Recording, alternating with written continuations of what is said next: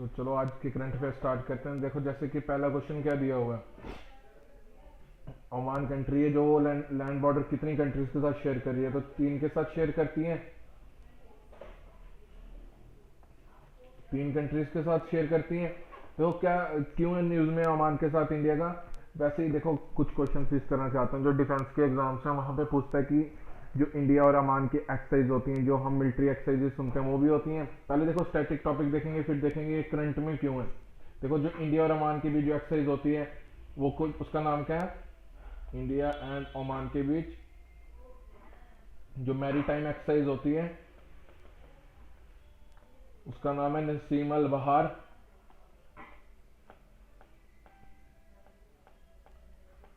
नसीम अल बहार। और दूसरा क्या है? ओमान की कैपिटल पूछ सकता है। ओमान की कैपिटल क्या है? मस्कट। और कितने के साथ ये लैंड बॉर्डर शेयर कर रहा है? 3 कंट्रीज के साथ। देखो जैसे कि आज की न्यूज दी है, Oman defence secretary general air navy chief to visit India on 30। मतलब कि ओमान के डिफेंस मिनिस्टर कहाँ पर आ रहे हैं? इंडिया में आ रहे हैं। क्यों डिफेंस मिनिस्टर किस लिए आ रहे हैं? डिफेंस मिनिस्टर के साथ मीटिंग करने के लिए आ रहे हैं कि जो इंडिया की कौन सी चल रही है, जो भी इनके टाइज है, मतलब कि किस तरह से रिलेशन चल रहे हैं, उन सब पे मीटिंग करने के लिए क्यों इंपॉर्टेंट हो जाती है ये। देखो इंडिया के साथ जो ओमान के रिलेशन ना बहुत ही अच्छे हैं, क्योंकि यहाँ के जो किंग है, जो ये किंग आपको देखने को मिल रहे हैं, ये किंग आगे को तो जो यहाँ के पहले किंग थे उनकी डेथ हो गई है। अभी किंग कुतुब इंडिया से ही पढ़ के गए हुए हैं और इनका इंडिया के साथ बहुत ज्यादा लगाव है। और इसी को देखते हुए किंग कुतुब कहाँ से पढ़ के गए हैं? इंडिया से ही पढ़ के गए हैं। और इनको पढ़ाया भी किसने है? जो हमारे पुराने वो हैं, क्या कहते हैं, प्रेसिडेंट है, उन्होंने पढ़ाया हुआ है। ये देखो जैसे आपको ओमान की लोकेशन दिख रही है, कहाँ पर है? अरबियन सी वाले एरिया में है इसकी लोकेशन। यहाँ पर इंडिया, यहाँ पर क्या है? ओमान। देखो यहाँ पर हमारा कौन सा पोर्ट है? चबार पोर्ट है, जहाँ जो कहाँ पर है? ईरान में। देखो ओमान की वजह से ही जो चाइना का क्या जो स्ट्रिंग ऑफ पर्ल्स बना रहा था पाकिस्तान से, जो China Pakistan economic corridor start किया हुआ है, उस पर भी स्टे लग गया। क्यों? क्योंकि इंडिया ने क्या किया? ओमान पे लोकेशन बनाई है, फिर किर्गिस्तान में लोकेशन बनाई है। इंडिया क्या बना रहा है? अगर इस स्ट्रिंग ऑफ पर्ल्स को काउंटर करने के लिए नेकलेस ऑफ डायमंड।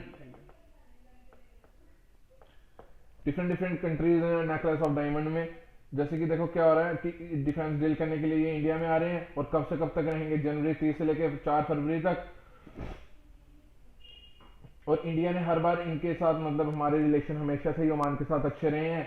और अच्छे रहने के बाद भी क्या है कि जब इनके पिछले साल 13 जनवरी 2020 में इनके किंग कुतुब की डेथ हुई थी, उस दिन हमने अपना झंडा भी नीचे किया था उन्हीं को श्रद्धांजलि देने के लिए।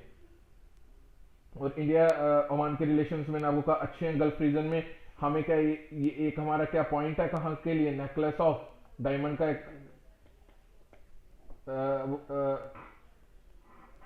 पॉइंट है। उसके बाद जो फर्स्ट एम्बेसडर थे इंडिया के, वो अराइव कब गए थे मस्कट में? 1973 में गए थे। ये देखो जैसे कि वो आ रहे हैं हमारे सुल्तान कोबस, जब डेथ हुई थी उनकी 12 जनवरी 2020 को, ये तब की न्यूज है। तब हमने क्या किया था? अपना झंडा नीचे किया था। On respect of the departed dignitary, government have decided that there will be one day state mourning on throughout India. The national flag will be flown at half mast throughout India. मतलब हम झंडा थोड़ा बहुत नीचे करके चलेंगे, इतने अच्छे रिलेशन हमारे इनके साथ।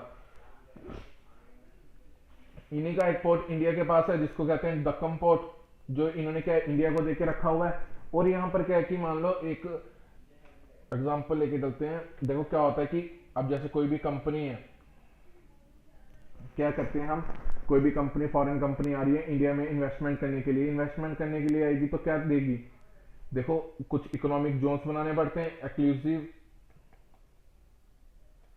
इकोनॉमिक्स इंक्लूसिव इकोनॉमिक जोन होते हैं, जहाँ पे क्या होगा, बड़ी बड़ी कंपनीज आके इन्वेस्टमेंट करती हैं। मान लो एग्जांपल लेके चलते हैं कि कोई भी एरिया मैंने वो दे दिया किसी कंपनी को, बाहर की कंपनी को, तो बाहर की कंपनी आके वहाँ पे क्या इन्वेस्टमेंट करेगी, उनको प्रॉपर क्या करूंगा मैं, ट्रांसपोर्टेशन प्रॉपर कनेक्टिविटी प्रोवाइड करवाऊंगा, प्रॉपर इलेक्ट्रिसिटी प्रोवाइड करवाऊंगा, सब कुछ प्रोवाइड करवाऊंगा वहीं पे उस एरिया में, जो जो उनको रिक्वायरमेंट्स है लेबर वगैरह। इससे क्या होगा, इंक्लूसिव इकोनॉमिक जोन बनाने से एम्प्लॉयमेंट जनरेशन होगी। जब एम्प्लॉयमेंट जनरेशन होगी तो क्या होगा, ज्यादा पैसा आएगा आपके हाथ में, आप क्या करोगे, इकोनॉमिक एक्टिविटीज में पार्ट लोगे। जब इकोनॉमिक एक्टिविटीज में पार्ट लोगे तो ऑटोमेटिकली इकोनॉमी अच्छा रन करना स्टार्ट कर देगी। इसीलिए हम क्या बनाते हैं, एक्सक्लूसिव इकोनॉमिक जोन।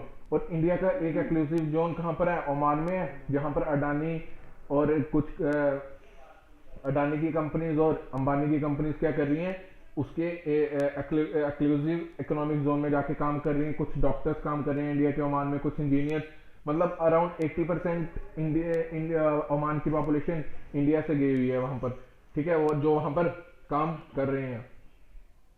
देखो वैसे मैंने आपको बात की कि क्या स्ट्रिंग ऑफ पर्ल्स चाइना ने बनाई है। चाइना ने कहाँ कहाँ लोकेशन रखी है, ये हम्बन टोटा, हम्बन टोटा के बाद ये कोको आइलैंड, उसके बाद बांग्लादेश, उसके बाद एक चाइना हो गया, एक पाकिस्तान।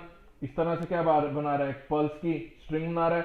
उसी को काउंटर करने के लिए हमने क्या बनाई है, नेकलेस ऑफ डायमंड स्ट्रेटेजी। ये दक्कम पोर्ट पूछ सकता है आपको, देखो रिसेंट में न्यूज में है तो पूछ सकता है दक्कम पोर्ट कौन सी कंट्री में है, इंडिया का, इंडिया को दिया हुआ है इन्होंने, ठीक है, ओमान में है, याद रखना। चबार पोर्ट कहां पर है, ईरान में। देखो हमने सारे काउंटर किए हुए हैं। वैसे ही मंगोलिया में हमने लिया हुआ है, यहाँ पर क्या है, सेंट्रल एशियन कंट्री किर्गिस्तान में भी हमारा है,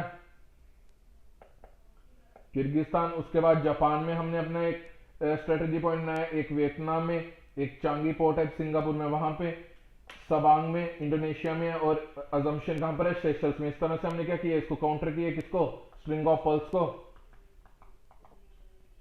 स्ट्रिंग ऑफ पर्ल्स को हमने क्या किया, काउंटर किया हुआ है।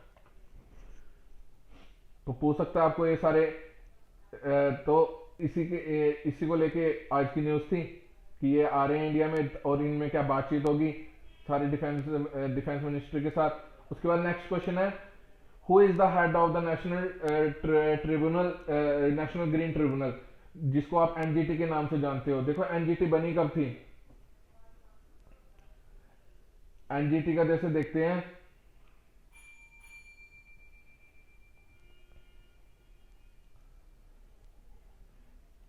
ये बनी थी 2010 में। और इसका पर्पस क्या था, इसका पर्पस था कि इन्वायरमेंट से रिलेटेड जो भी इश्यूज हैं वो उनको क्या कर सके, निकाल के ला सके। और कौन है इस time head national green tribunal के, देखो national green tribunal, who is the head of the national green,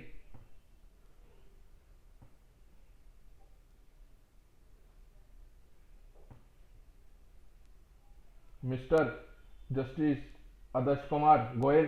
देखो क्या क्या प्रॉब्लम आ रही है फ्लाई ऐश को लेके, फ्लाई ऐश देखने को मिल रहा है मेरे को। फ्लाई ऐश क्या हो गया, हवा, फ्लाई का मतलब क्या हो गया, उड़ता हुआ, ऐश क्या हो गई, राख, उड़ती राख, कुछ समझ नहीं आया। देखते हैं पूरा इशू क्या है। देखो ये कवर किया हुआ है। होता क्या है कि जैसे कि हम कोयले से क्या बनाते हैं, बिजली बनाते हैं, क्या कोयले से डायरेक्ट बिजली बन जाती है, ऐसा कुछ नहीं है। एग्जाम्पल लेके चलते हैं, मैं आपको बताता हूँ कैसे बनती है कोयले से बिजली। मान लो ये बर्नर है, इससे क्या करेंगे, कोल को गर्म करेंगे। अब कोल को जब गर्म किया, इसके ऊपर क्या रखा हुआ है, पानी। पानी जब गर्म होगा तो क्या करेगा, वेपर छोड़ेगा, स्टीम बनेगी। उसी स्टीम को क्या करते हैं हम पाइपलाइंस में मूव करवाते हैं, और उसके थ्रू क्या करते हैं, टरबाइन को मूव करवाते हैं। देखो ऑटोमेटिकली हमें मूव क्या करनी है, टरबाइन करनी है, चाहे हम किसी भी तरीके से करें, हमें टरबाइन को मूव करवाना है। होता क्या है कि अब जब हम इस तरह से क्या बन रही है, बिजली बन रही है किससे, कोयले से। इस तरह से बनती है बिजली कोयले से। बड़े बच्चों को पता नहीं होता है, वो सोचते हैं कि डायरेक्ट कोयले से बिजली बन जाती है, नहीं, ऑटोमेटिकली हमें टरबाइन को ही मूव करवाना पड़ेगा। इसमें क्या हो रहा है, मैकेनिकल एनर्जी किसमें कन्वर्ट हो रही है, इलेक्ट्रिकल एनर्जी में। जब मैकेनिकल एनर्जी इलेक्ट्रिकल एनर्जी में कन्वर्ट हो रही है, अब मैं जला रहा किसको हूं, कोयले को। जब कोयला जलेगा तो क्या होगा, उसमें कार्बन छोड़ेगा ऊपर, और कार्बन क्या है, लाइटर पार्टिकल है, हवा में उड़ना स्टार्ट कर देगा, और अपने साथ क्या, फ्लाई ऐश होगी उसके साथ। अब जब फ्लाई ऐश होगी, फ्लाई ऐश जब बाहर निकलेगी, देखो जैसे आपको देखने को मिल रहा है, जब इधर से फ्लाई ऐश निकलेगी, आस्ता आस्ता क्या होगा, बारी होना स्टार्ट हो जाएगी। जब बारी होना स्टार्ट हो जाएगी, सेटल डाउन होना स्टार्ट हो जाएगी। जब सेटल डाउन होना स्टार्ट हो जाएगी, जब कोई भी लीफ है उसके पोर्स पे सेटल होना स्टार्ट हो जाएगी, उसका फोटोसिंथेसिस का प्रोसेस रुक जाएगा। जब फोटोसिंथेसिस का प्रोसेस रुक जाएगा तो वो कोई भी प्लांट है ग्रो करना बंद कर देगा। अब हमने इसका अल्टरनेट क्या निकाला था, कुछ कह सकते हो हाइट तक क्या करेंगे, इन फ्लाई ऐश को इकट्ठा करेंगे और एक नोजल बनाएंगे। नोजल में क्या करेंगे, इसको पानी के साथ मिक्स करके साथ वाली रिवर में डाल देंगे। अब उससे क्या होगा, साथ वाली रिवर खराब होगी। ये हो रहा कहाँ पे, ये राजस्थान में हो रहा है रिहांद रिजर्वायर पे। देखो रिहांद रिजर्वायर इंपॉर्टेंट हो जाता है, कहाँ पर लोकेशन सारी इंपॉर्टेंट हो जाएगी आपके लिए। अब जब ये चीज है, अब देखो क्या हो रहा है कि हर साल ऐसा थोड़ा है कि इसी साल निकल रहा है कि मतलब मान लो फ्लाई ऐश जितनी बार हम कोयले से बिजली बनाएंगे तो फ्लाई ऐश तो निकलेगी। अब हम रोक तो नहीं सकते कोयले का यूज करना, कोयले से बिजली बनाना, क्योंकि सबसे ज्यादा बिजली हम कोयले से ही बना रहे हैं।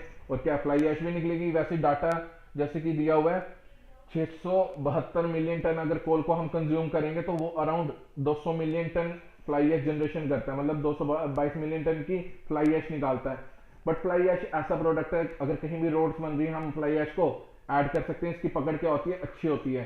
एज इसमें क्या होती है, जैसे सीमेंट की प्रॉपर्टी होती है ना होल्ड करने की, वैसी प्रॉपर्टी किसके पास होती है, फ्लाई ऐश के पास। जिसमें से हम क्या होता है 250, अगर 222 मिलियन टन एक साल में निकाल रहे हैं तो उसमें से 205 मिलियन टन को हम यूटिलाइज भी कर लेते हैं।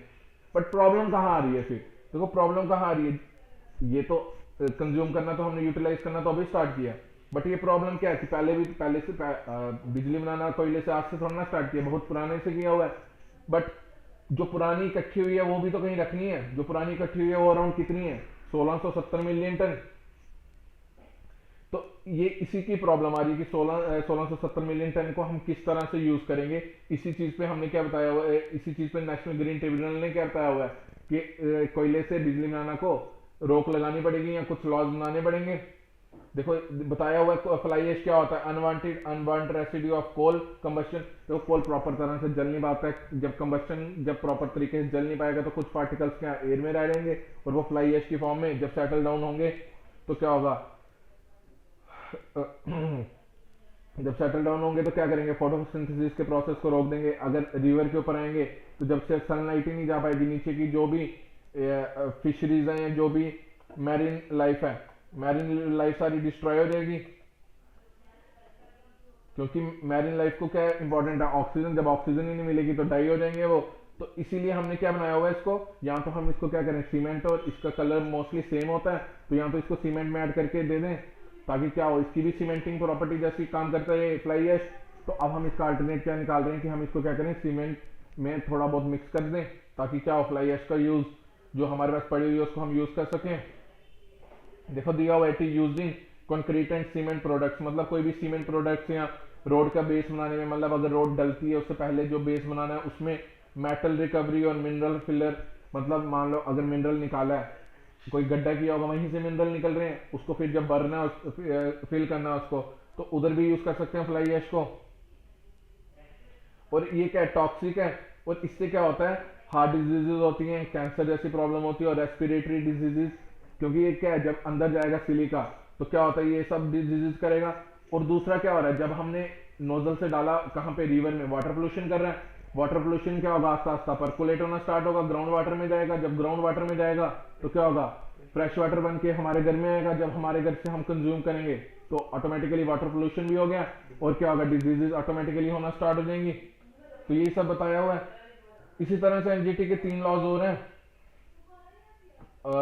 वैसे स्टॉकहोम कन्वेंशन कब हुई थी, 1972 में।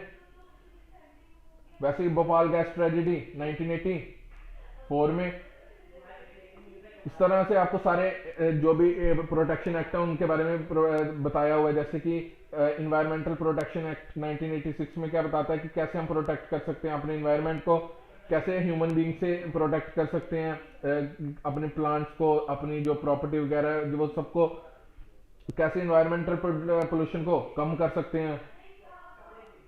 और जैसे स्टैंडर्ड्स बनाते हैं कि आज आपने देखा होगा एयर क्वालिटी इंडेक्स AQI चलता है कि आज हवा हार्मफुल है या कुछ है, हर जगह होता है, हर जगह के हिसाब से होता है।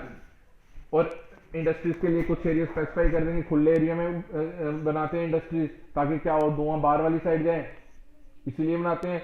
और डिफरेंट और रिसर्चेज करें किस तरह से इन्वायरमेंटल पोल्यूशन को कम कर सकते हैं, यही सब किस में आता है। इस तरह से इसके 3 एक्ट आए हैं। एक वाइल्ड लाइफ, जो वाइल्ड लाइफ को प्रोटेक्ट करते हैं, कौन से ईयर में आए थे, 1970।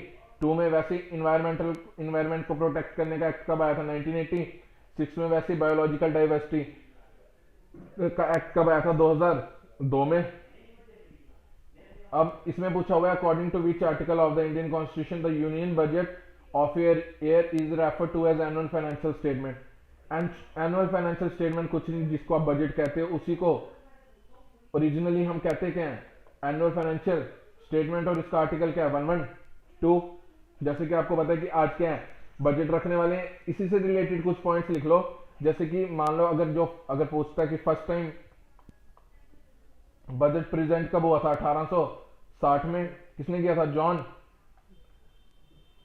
विल्सन ने, जेम्स विल्सन ने। अगर पूछेगा इंडिपेंडेंट इंडिया का कब किसने किया था, तो इंडिपेंडेंट इंडिया का कब हुआ था 26 नवंबर 1947 आर के षणमुखम चेट्टी ने। अगर पूछेगा रिपब्लिक इंडिया का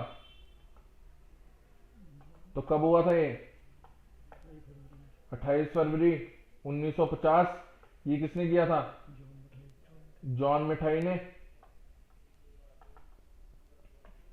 और पूछ सकता है कि मैक्सिमम टाइम किसने बजट पेश किया हुआ है, तो मोरारजी देसाई ने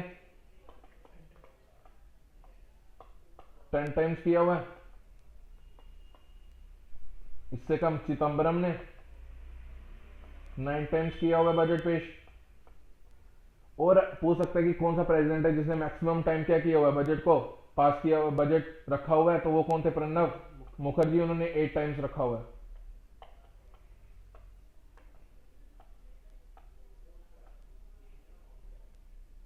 वैसे ही जैसे आपको पता है कि क्या होगा इकोनॉमिक सर्वे पिछले साल का होता है और ये जो बजट है वो अगले साल का होगा। अगर मान लो इस साल की बात करते हैं तो इस साल का इकोनॉमिक सर्वे क्या होगा, कौन से ईयर पे होगा 2021 से 2022 का होगा। और बजट कब से कब तक होगा 2022 से 2023 तक क्या होगा बजट। ये हमेशा पॉइंट याद रखना, इकोनॉमिक सर्वे हमेशा पिछले साल का एनालिसिस होता है कि जो हमने बजट में रखा था पिछले साल के क्या उसको हम अचीव कर पाए, वो सब किसमें बताया होता है इकोनॉमिक सर्वे में। उसी को देखते हुए हम क्या बनाते हैं बजट बनाते हैं कि आने वाले सालों में हमें कहां कहां पैसा खर्च करना है। देखो ये चीज बताई हुई है इकोनॉमिक सर्वे और बजट में क्या होता है। इकोनॉमिक सर्वे क्या एक दिन पहले रखा जाता है और ये बजट क्या एक दिन बाद रखा जाता है। बट 1950 में दोनों इकट्ठे ही रखे जाते थे, बट 1964 के बाद क्या हुआ हमने अलग अलग रखना स्टार्ट कर दिए। और इसको रखता कौन है चीफ इकोनॉमिक एडवाइजर, प्रिपेयर करके क्या चीफ इकोनॉमिक एडवाइजर। अब पूछ सकता है आपको चीफ इकोनॉमिक एडवाइजर इस टाइम है कौन है, तो वीएन एंथे नगेश्वर ने।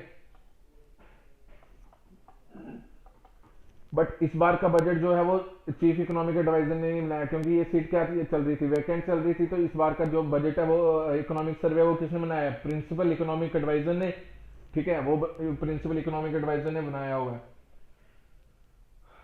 ठीक है इसमें क्या इकोनॉमिक सर्वे में क्या बात की है कि मान लो अगर इंडिया की जो ग्रोथ रेट है पिछले साल हमें पता है 9.2 रही थी, अब आने वाले साल में कितनी होगी 8 से 8.5 की जीडीपी ग्रोथ रहेगी। कौन से फाइनेंशियल ईयर में 2023 में।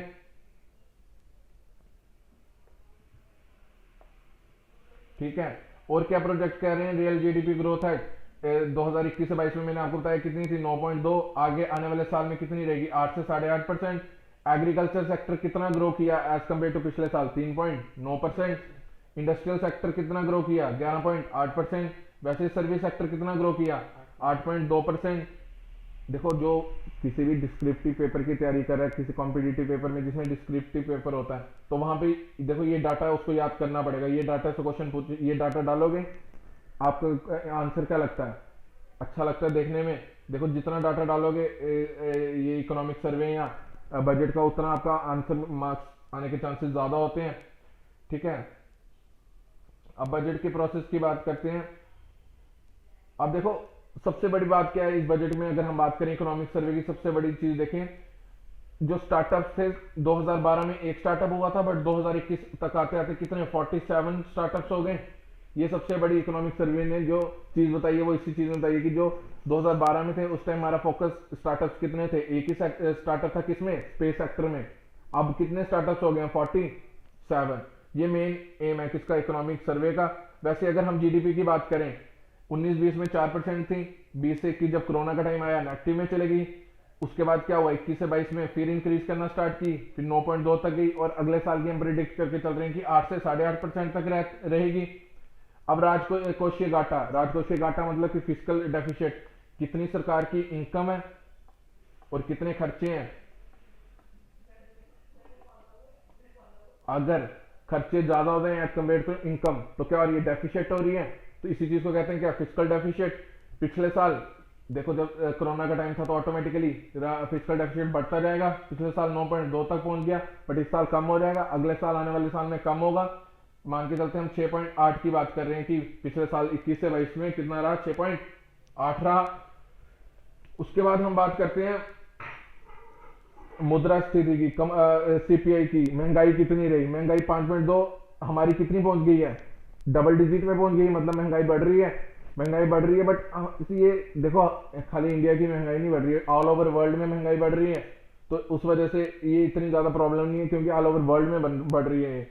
वैसे विदेशी मुद्रा भंडार कितना रिजर्व में पैसा रखा हुआ है, जैसे 18 से 19 में हमारे पास कितना था, 412, 2020 से 21 में कितना था, 577, अब कितना हो गया 21 से 22 में 633.6 करोड़ रिजर्व में पैसा रखा हुआ है हमारे पास, ठीक है। वैसे कृषि में हमने कितना, मतलब एग्रीकल्चर सेक्टर में हमने कितना इंक्रीज किया, 3.9%, पिछले साल कितना किया था, 3.6। तो मैं कह सकता हूँ इस साल थोड़ा बहुत ज्यादा किया पिछले साल से, पिछले मतलब 21 से 22 में क्या क्या कर रहे हैं हम, ज्यादा कर रहे हैं। वैसे इंडस्ट्रियल में ग्रोथ की बात करें, देखो 19 से 20 में क्या था, नेगेटिव में गया थोड़ा बहुत, 20 से 21 में और नेगेटिव में गया -7, 21 से 22 में क्या देखने को मिल रहा है, हमें पॉजिटिव ग्रोथ देखने को मिल रही है 11.8% की। वैसे सर्विसेज सेक्टर की बात करता हूँ, 60.2 जब कोरोना आया नेगेटिव में चला गया, अब जब कोरोना थोड़ा बहुत लॉकडाउन खुलना स्टार्ट हुआ तो 8.2। यही कुछ चीजें जो इकोनॉमिक सर्वे ने बात की है, ठीक है। बाकी जो भी डिस्क्रिप्टिव पेपर की तैयारी कर रहा है वो इन सबको देखो पीडीएफ ले लेना, पीडीएफ आपको टेलीग्राम ग्रुप में मिल जाएगी, उनको ये सारे टॉपिक्स याद करने पड़ेंगे।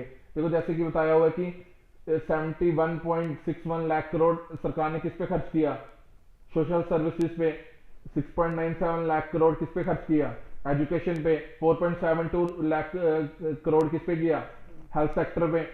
और 2021 से 22 में देखें तो एजुकेशन और हेल्थ में खर्चा सरकार का बढ़ा है। ये चीजें बताई हुई हैं इसमें, वही चीज मैंने आपको बताई। इकोनॉमिक सर्वे एक दिन पहले रखा जाता है, जनवरी 31 को रखा जाता है, 1 डे बिफोर बजट के एक दिन पहले रखा जाएगा। और इकोनॉमिक सर्वे क्या होता है, ये क्या बताता है कि नेक्स्ट फाइनेंशियल ईयर में हमारी ग्रोथ रेट कितनी रह सकती है। ये बता रहा है कि हमारी क्या ग्रोथ रेट भी इंक्रीज करेगी।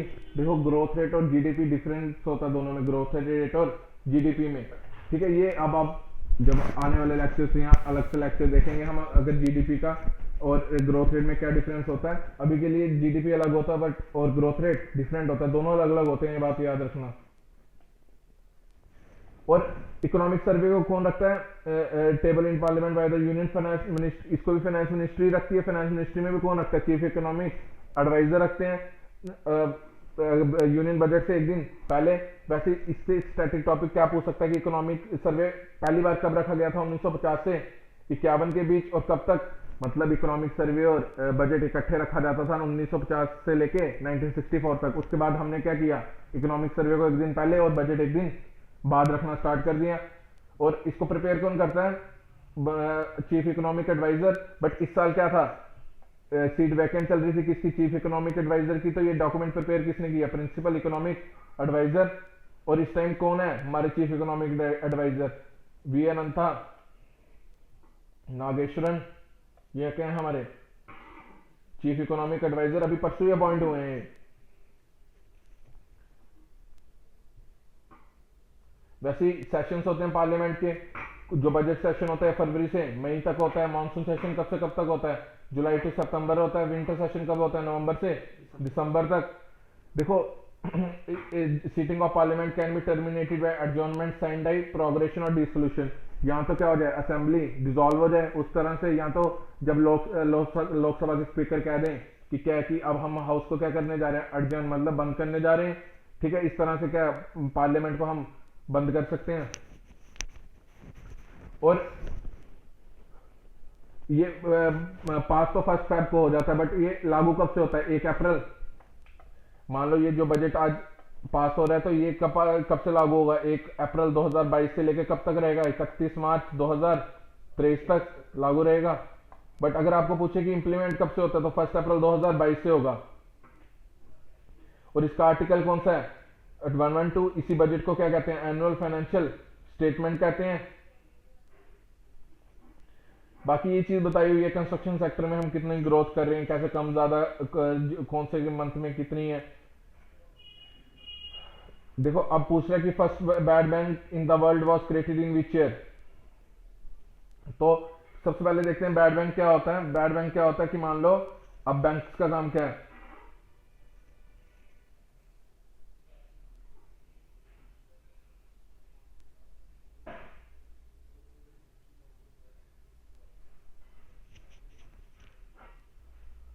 नाइनटीन एटी एट में देखो सबसे पहले देखेंगे वर्ल्ड का सबसे पहला बैड बैंक कब बना था, 1988 में, जिसको जानते हैं किस नाम से, मेलन बैंक के नाम से। देखो बैड बैंक क्या होता है, अब बैंक्स का काम क्या है, मान लो 2% पे पैसा उठाया, आगे किसी को 10% पे दे दिया, ये जो 8% का गैप है ये तो प्रॉफिट है बैंक का, ये तो प्रॉफिट है बैंक का, है नहीं, ये प्रॉफिट यही बैंक का। ये जब प्रॉफिट है बैंक का तो क्या करेंगे, बैंक इन्हीं से पैसा कमा रहे हैं। बट क्या होता है कि अब बैंक में अगर आप लोन लेने जा रहे हो तो मान लो अगर बैंक ने आपको 10% पे लोन दिया है तो आपको कुछ क्या है, पैसा रखना भी पड़ेगा सरकारों मतलब बैंक के पास।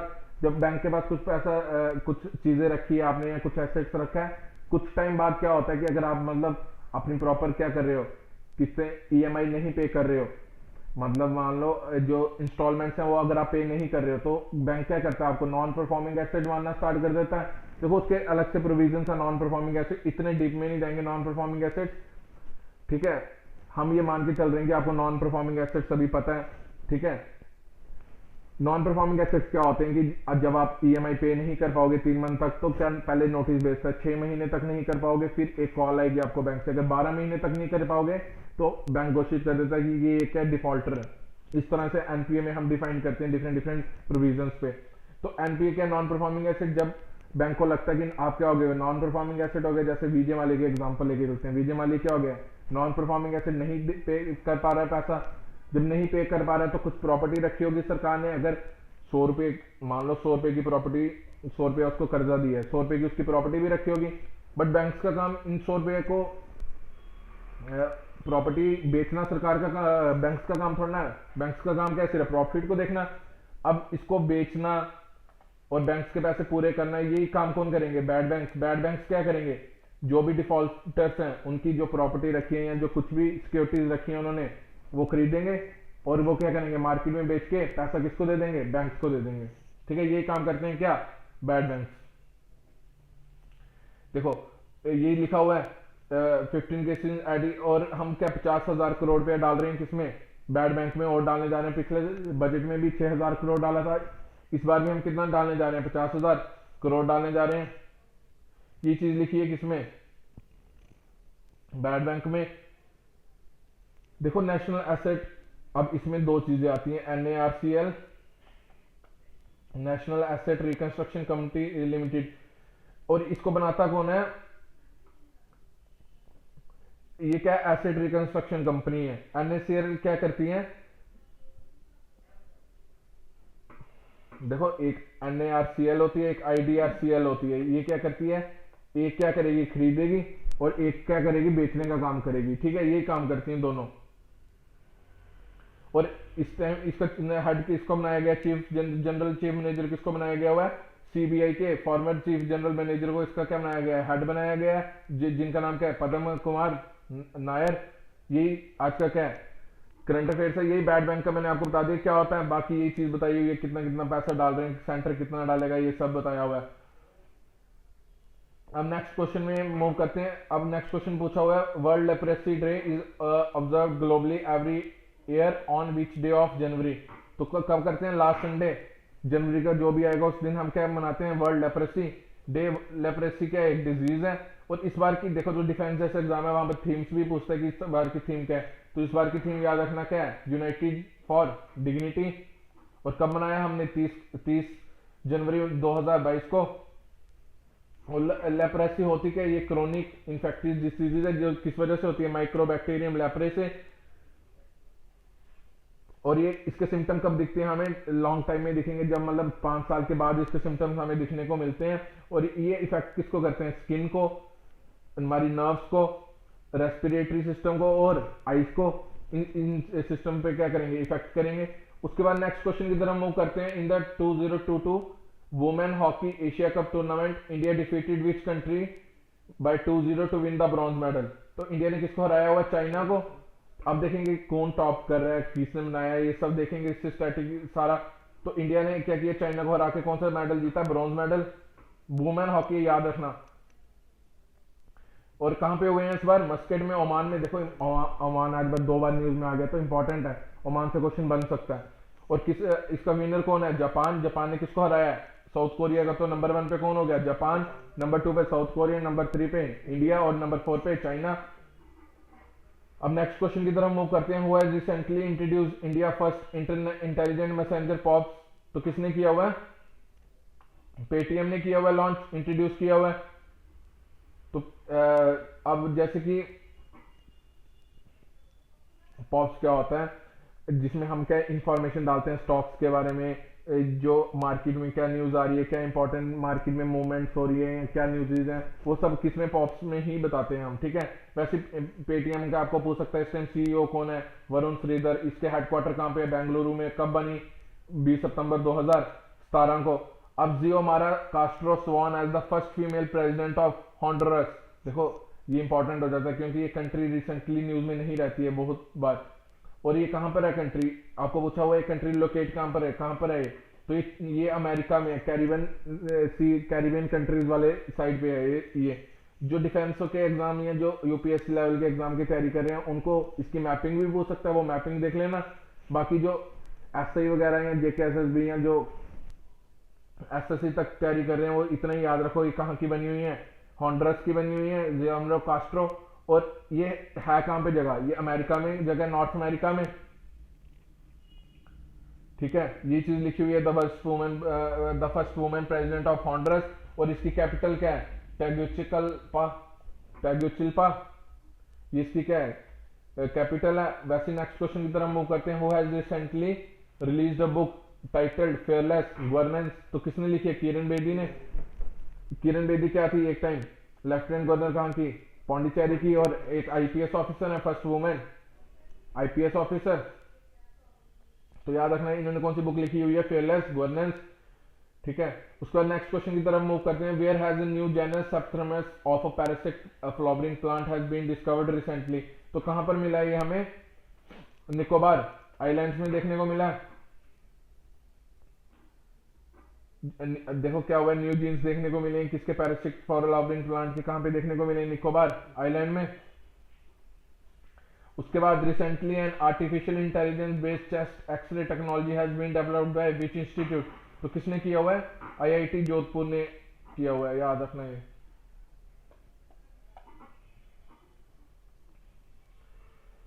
देखो इन्होंने क्या किया हुआ है, कोविड को डायग्नोस कैसे करेंगे उसकी टेक्निक्स निकाली है, किससे? चेस्ट एक्सरे करके, ठीक है। ये पॉइंट याद रखना।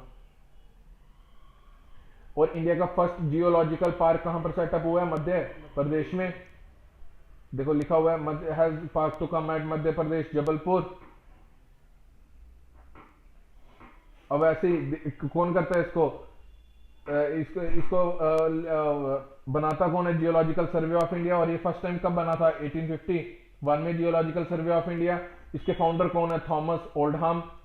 और कब फाउंड हुआ था? 4 मार्च 1851 को। और इसकी पेरेंट ऑर्गेनाइजेशन कौन सी? Survey of India. इसके हेडक्वार्टर्स कहां पर है? कोलकाता। देखो हर एक इंफॉर्मेशन मैं आपको दे रहा हूं जो इससे स्टैटिक रिलेटेड है, हर एक तरह की इंफॉर्मेशन।